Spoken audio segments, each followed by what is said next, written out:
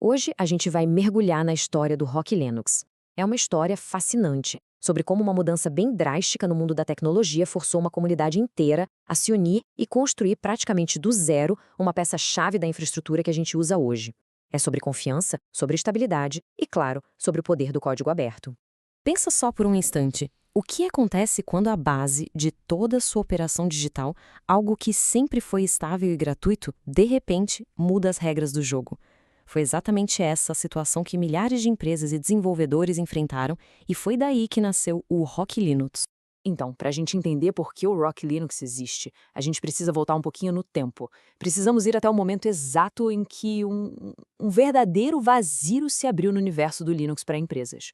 Um vazio causado por uma decisão bem radical.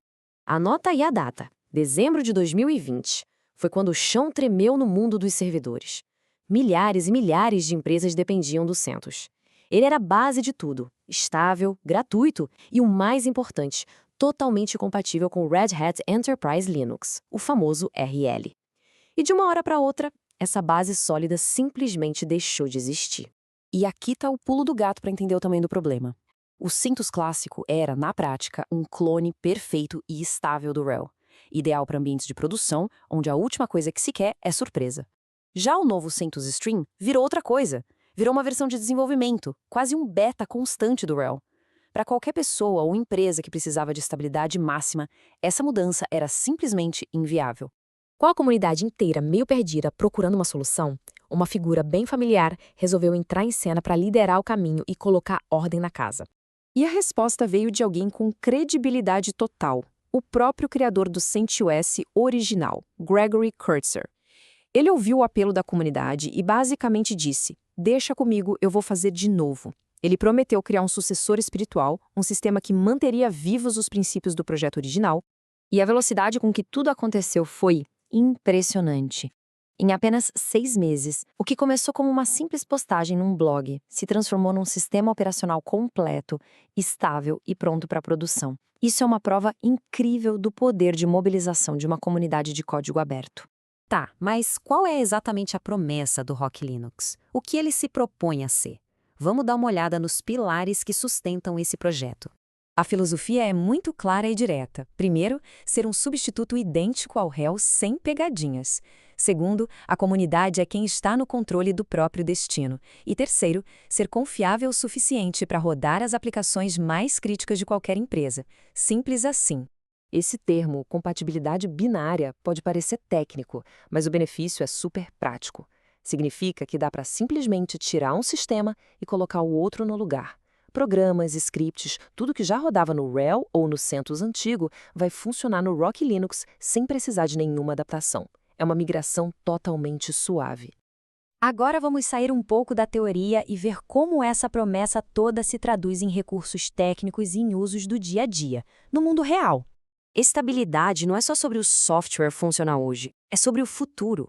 E o projeto leva isso muito a sério, oferecendo um suporte de longuíssimo prazo, alinhado com o ciclo de vida do próprio RHEL. A versão 9, por exemplo, vai ter suporte até 2032. Para o planejamento de uma empresa, essa previsibilidade vale ouro. E ele não roda só em servidor tradicional, não. O Rock Linux é extremamente versátil. Ele funciona desde os processadores x86-64, que dominam os data centers, até arquiteturas mais modernas, como o ARR64 e até mesmo na emergente RISC-V. Ele está preparado para rodar em praticamente qualquer lugar. E onde ele é usado? Basicamente, em todos os lugares onde o CentOS costumava reinar.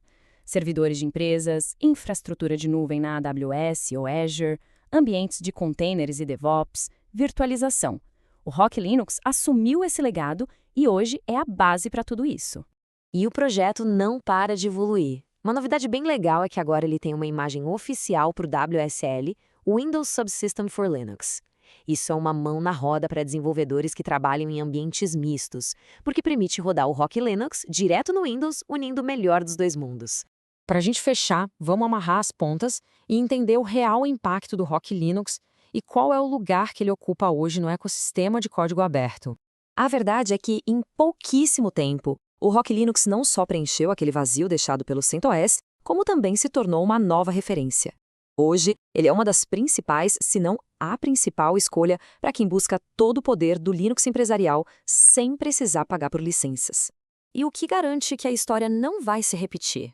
O projeto é administrado por uma fundação, a Rocky Enterprise Software Foundation. Isso funciona como um escudo protegendo o projeto de interesses comerciais que possam mudar seu rumo. É a garantia de que o foco vai ser sempre a comunidade e a estabilidade a longo prazo. No fim das contas, a história do Rocky Linux nos deixa com uma pergunta bem poderosa. No mundo que depende cada vez mais de software de código aberto para as coisas mais críticas, será que o modelo comunitário, transparente e colaborativo não é o caminho mais seguro para garantir o nosso futuro? É algo para a gente pensar.